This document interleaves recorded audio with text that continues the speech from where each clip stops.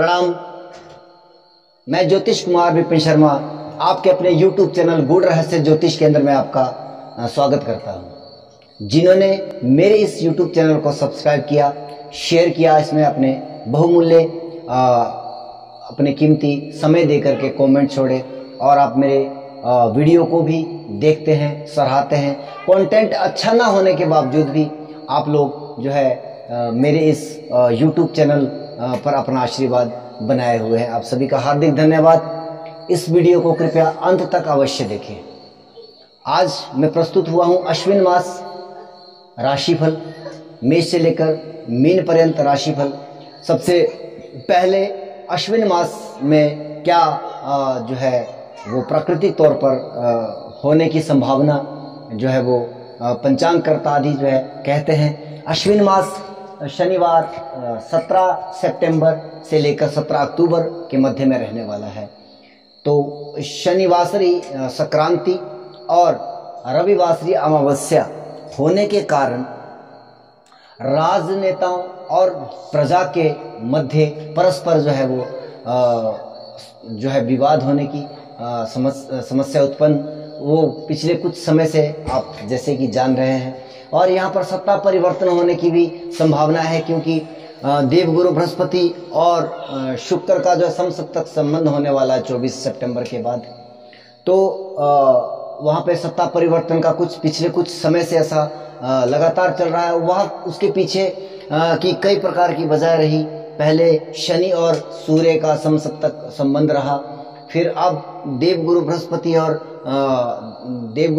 और शुक्र का संबंध बन रहा है। तो इन सभी घटनाक्रम में जो है ये चीजें घटित होती हुई दिखाई दे रही है। कलिष्ठ रोग आदि की भी संभावना यहाँ पर पंचांग कह रहा है।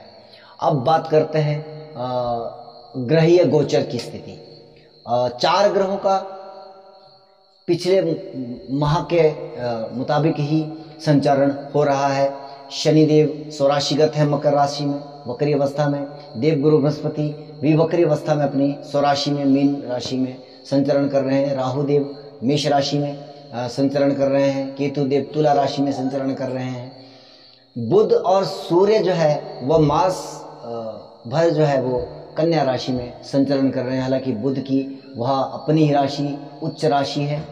और मंगल जो है वह भी मास पर्यंत जो है लगभग 16 अक्टूबर के दिन जो है उनका राशि परिवर्तन होने जा रहा है। तो इसलिए कह सकते हैं कि उनका प्रभाव वो वृषभ राशि में ही रहने वाला है इस मास। और शुक्र देव जो 24 सितंबर को जो है वह अपनी नीचस्थ राशि कन्या में प्रवेश कर जाएंगे। केवल यहाँ पर मंगल का एक दिन के लिए और शुक्र देव का 24 सितंबर को राशि परिवर्तन हो रहा है। अन्यथा अन्य ग्रहों की स्थिति ज्यों की त्यों बनी हुई है। लेकिन परिस्थितियां इस प्रकार की बन रही है कि यहां पर जो है सर्वप्रथम बात करेंगे मेष से लेकर मिथुन राशि की। तो आइए सबसे पहले मेष राशि के जातकों का हाल। यदि आपका जन्मकालीन कुंडली में चंद्रमा 1 नंबर पर है तो आपकी मेष राशि है। और आप सभी जैसे कि जानते हैं कि चंद्रमा का महत्व अधिक क्यों है। 27 नक्षत्र है। हालांकि वैसे तो इनके 27 नक्षत्रों के अगर दशा स्वामी देखे जाएं तो एक ग्रह जो है 3 नक्षत्रों का स्वामी होता है। और हर एक नक्षत्र का एक एक देवता जो है वो स्वामी माना गया है। उनकी तरह उनकी जो है वो प्रकृति कही गई है। लेकिन अगर हम बात करें तो चंद्रमा जो है वो सभी नक्षत्रों के अधिपति हैं। क्योंकि अगर हम बात करें ये जो नक्षत्र हैं यह कश्यप की 27 पुत्रियां हैं और चंद्रमा से ब्याही गई है। तो अब दशा जो होती है चंद्रमा जिस नक्षत्र में होता है उसी की दशा जन्मकालीन प्रभाव में आती है। उसी के क्रम बनता है पूरे जीवन भर दशा का। इसलिए चंद्रमा का अपने आप में बहुत बड़ा महत्व होता है। इसलिए चंद्र राशि का भी बहुत अहम रोल जो है आपकी जन्मकालीन कुंडली में रहता है। बहुत बड़ा अहम रोल होता है। इसलिए और लगन का भी बहुत बड़ा महत्व होता है। तो आइए इसका प्रयास करते हैं, समझें कि ये महीना आपके लिए क्या कुछ लेकर के आ रहा है। हालांकि पिछले माह की तरह ही इसमें कुछ विशेष परिस्थितियों में अंतर तो नहीं आ रहा है। आपके दशम भाव में वक्री अवस्था में शनिदेव संचरण में है। कार्य क्षेत्र में कहीं ना कहीं विलंब जैसी स्थितियां भी यहाँ पर बन रही है, परंतु कर्म के कारक कर्म भाव में आए हैं, दशम भाव में आए हैं और वक्री हुए हैं। लेकिन वक्री होकर के ये कुंभ में गए थे और अब ये वक्री होकर के मार्गी होकर के कुंभ में गए थे, वक्री होकर के दशम में आए हैं। तो जो ग्रह अगली राशि से वापस आकर के संचरण करता है, इसका सीधा सा मतलब ये होता है कि जो काम आपका पहले संचरण में, क्योंकि 2 साल तक जो है शनिदेव यहाँ पर संचरण कर रहे थे, अप्रैल माह के बाद ये बदला था, तो जो काम आपका छूट गया था कोई, उसको पूरा किया जा रहा है, विशेषतः दशम भाव से संबंधित, यानी कि कार्य क्षेत्र में, कर्म क्षेत्र में या व्यवसायिक क्षेत्र में आपका जो काम कुछ अधूरा पेंडिंग में पड़ा हुआ था, उसके होने की संभावना को शनिदेव यहाँ पर दर्शा रहे हैं। द्वादश भाव में देवगुरु बृहस्पति है, तो कहीं ना कहीं आपके खर्चों को लेकर के, हालांकि ये खर्चे आपके अध्यात्म परिवेश में अगर हो तो ये ज़्यादा बेहतर है, क्योंकि अगर आपके रोगों के ऊपर ये खर्चे हो रहे हैं या अन्यथा किसी और चीज़ों पर ये खर्चे हो रहे हैं, तो उसके अपेक्षाकृत अगर ये धार्मिक कृत्यों में आपके खर्चे होते हैं तो ज़्यादा बढ़िया, क्योंकि हमारे खर्चे जब 12वां भाव हमारा देवगुरु जैसे ग्रह वहाँ पे संचरण कर रहे हैं, मोक्ष का भाव है, तो कहीं ना कहीं अगर खर्चों की स्थितियां नजर आ ही रही है तो क्यों ना वो खर्चे जो है बदल करके वो धार्मिक कृत्यों में परिवर्तित कर दिया जाए, तो वो एक बेहतर विकल्प हो सकता है भविष्य के लिए। अब राहुदेव का लगन में संचरण है, निश्चित तौर पर आपके दिमाग में कोई ना कोई नई से नई आइडिया, नई से नई योजनाएं आपके दिमाग में चल रही है। और सप्तम भाव में केतु देव है, तो वैवाहिक जीवन में कहीं ना कहीं प्रॉब्लम है, चल रही है। आपके 24 तारीख को जो है वो सप्तमेश और प्रेम विवाह के कारक शुक्र देव भी वह संचारण कर जाएंगे। 24 तारीख के बाद जो है लाइफ पार्टनर के साथ अस्वस्थ होने की भी एक कुछ स्थितियां निर्मित हो सकती है, या आपके उनके साथ कुछ मतांतर या मतभेद आदि भी पनप सकते हैं। धन का मामला येन केन प्रकार मासांत तक जो है कुछ उसमें सुधार की उम्मीद की जा सकती है, लेकिन जब तक मंगल देव, हालांकि लग्नेश है, दूसरे भाव में बैठे हैं, लग्नेश जिस भी भाव में जाकर के संचरण करता है उस भाव को बलि कर देता है। लेकिन यहाँ पर दूसरा भाव में जब कोई ग्रह बैठता है, अष्टम भाव खाली होता है, तो ऐसे समय में आपके पास पैसा धन आदि टिकता नहीं है। यह एक थंब रूल है और ये आपके ऊपर भी एक काम कर रहा होगा। और ऊपर से आप कह भी सकते हो 12वें भाव में गुरु का संचरण है। राहुदेव आपको प्रेरित कर रहे हैं या उकसा रहे हैं कि आप कहीं ऐसी जगह इन्वेस्टमेंट करें, तो आपको जो है कहीं ऐसी गलत जगह पर निवेश नहीं करना चाहिए जहाँ जिन कार्यों में आपने कोई उसको पढ़ा नहीं है, ढंग से रीड नहीं किया या उसको आप करना नहीं जानते हैं, ऐसी जगहों पर आप पैसा इन्वेस्ट मत करिएगा, अन्यथा आपको नुकसान होने की संभावनाएं यहाँ पर दिखाई दे रही है। शुक्रदेव पंचम भाव में 24 सितंबर तक रहने वाले हैं। कहीं ना कहीं सप्तमेश का पंचम भाव में अगर जो अविवाहित है या विवाहित लोग भी एक्स्ट्रा मैरिटल अफेयर में पढ़ने की संभावना यहाँ पर हो सकती है। हालांकि ये संभावनाएं हैं, गोचर में ये संभावनाएं अगर बन रही है, अगर दशाएं अंतरदशाएं भी इसी तरह की रिएक्शन में है, तो वो फिर हो सकता है प्रॉब्लमेटिक हो। और जो अविवाहित हैं उनका भी कहीं ना कहीं प्रेम संबंध जुड़ने की भी संभावना यहाँ पर दिखाई दे रही है, लेकिन ये 24 सितंबर तक ही केवल रहने वाला है। उसके बाद शुक्रदेव आपके छठे भाव में, तो अगर आप प्रेम संबंधों में जा भी रहे हैं तो वो बहुत जल्दी ब्रेकअप होने की संभावना भी यहाँ पर हो सकती है। छठे भाव में सूर्य का संचरण, दूसरे भाव में मंगल का संचरण, दशम भाव में जो है वो शनि का संचरण। अगर आप कॉम्पिटिटिव एग्जाम की तैयारी में है और इस पीरियड में या इस महीने में वो एग्जाम होने वाला है, निश्चित तौर पर अगर आपकी तैयारियां ठीक ठाक है और आपकी कुंडली भी उस इवेंट को कह रही है कि हाँ ये होगा, दशाएं अंतरदशाएं भी प्रतिकूल है, निश्चित तौर पर आप जो कोई ना कोई बड़ा एग्जाम जो है क्रैक कर सकते हैं इस महीने में। ये एक बहुत बड़ी संभावना यहाँ पर दिखाई दे रही है, क्योंकि मंगल कर्म के कारक, शनि राज्य के कारक, सरकारी नौकरी के कारक सूर्य, और मंगल जो है वो आपके जैसे पुलिस फोर्स है, आर्मी आदि है, या और भी यूपीएससी है, आईपीएस है, इस तरह की जो है परीक्षाएं जो है, हालांकि ये बहुत कम लोग क्रैक कर पाते हैं जिनकी कुंडली में एक दमदार योग होता है और वर्तमान में दशाएं अंतरदशाएं भी चल रही है,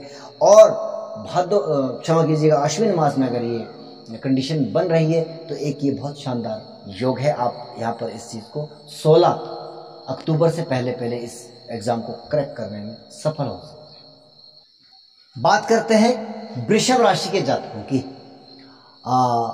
12वें भाव में राहुदेव, लगन में मंगल, चतुर्थ भाव में शुक्रदेव 24 सितंबर तक। 24 सितंबर के बाद जो है वो आपके पंचम भाव से संचरण करेंगे।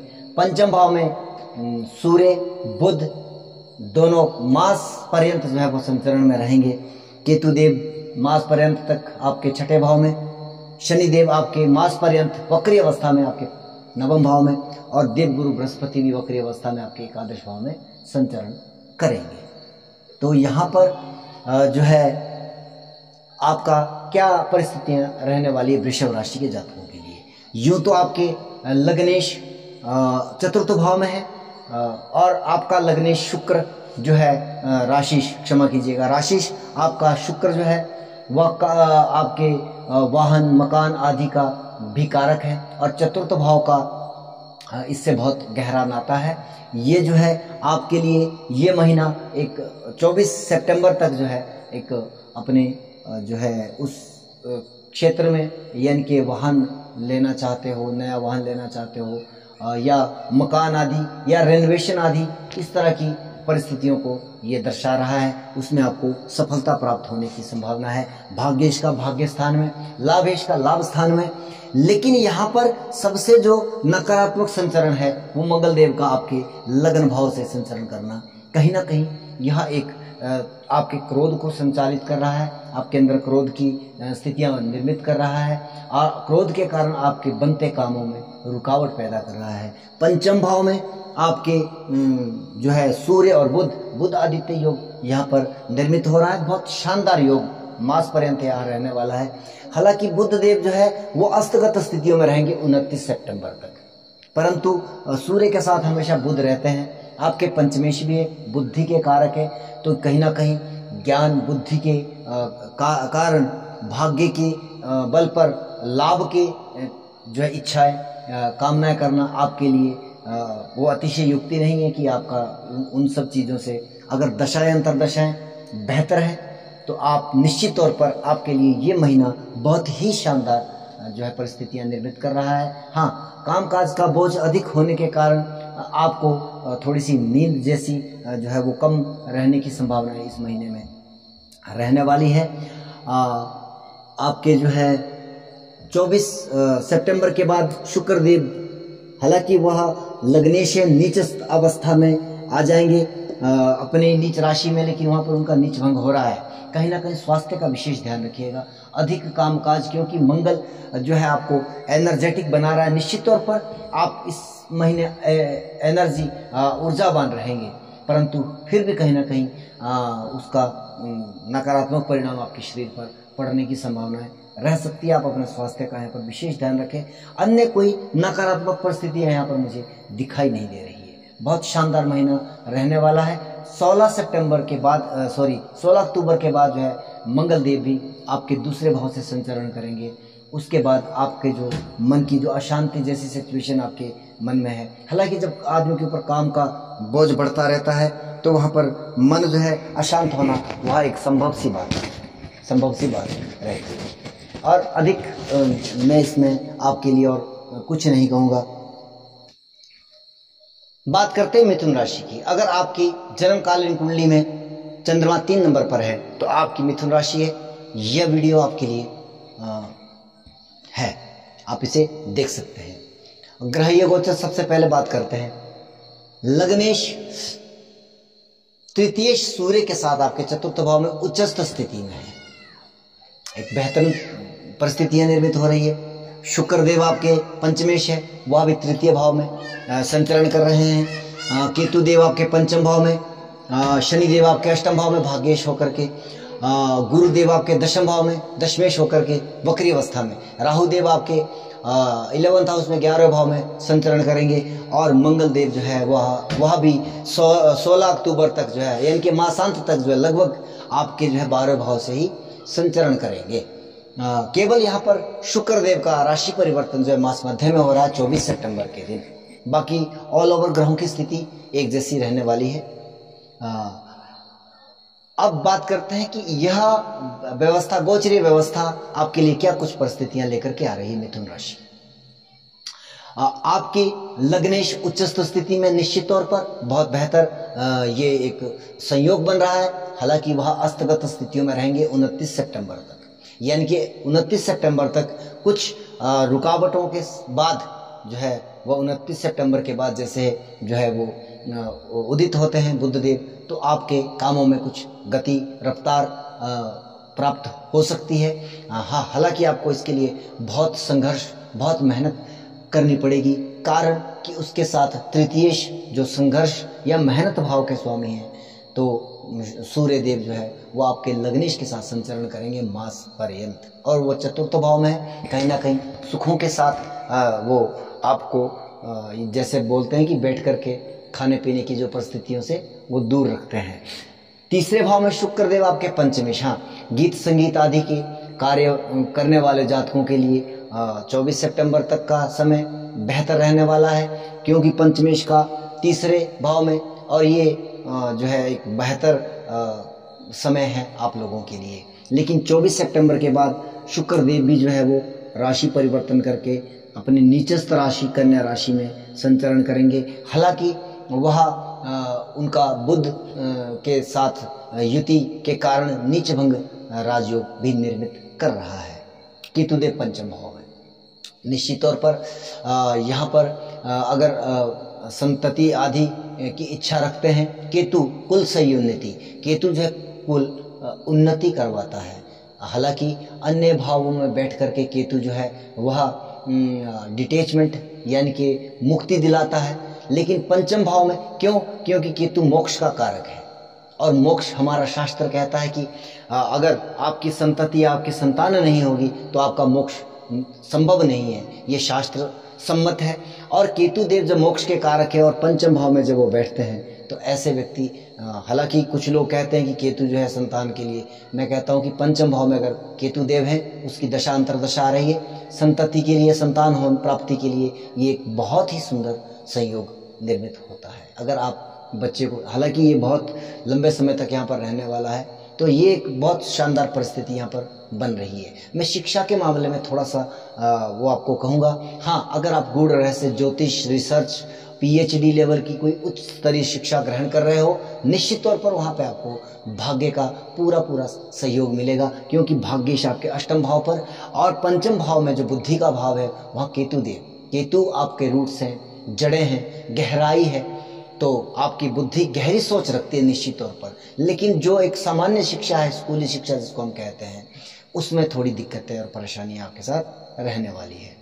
सप्तमेश आपका दशम भाव में, हालांकि वैवाहिक जीवन में कोई विशेष वो उलटफेर वाली सिचुएशन तो नहीं है, लेकिन हाँ, कभी कभी जीवन साथी के साथ वो थोड़ी तू में वाली परिस्थितियाँ ये आपकी रहने वाली है, क्योंकि राहु देव की जो है वो नवम दृष्टि जो आपके सप्तम भाव पर पड़ रही है। राहु देव आपके लाभ भाव में, लाभेश, हालांकि लाभेश मंगल आपके जो है वो द्वादश भाव में कहीं ना कहीं संचरण कर रहे हैं, तो थोड़े बहुत खर्चों की स्थितियां यहाँ पर निर्मित हो रही है। हाँ, यहाँ पर जो है 11वें भाव और छठे भाव के मालिक है मंगल देव, 12वें भाव में संचरण कर रहे हैं, तो कहीं ना कहीं स्वास्थ्य को लेकर के आप सजग रहिएगा, सावधान रहिएगा।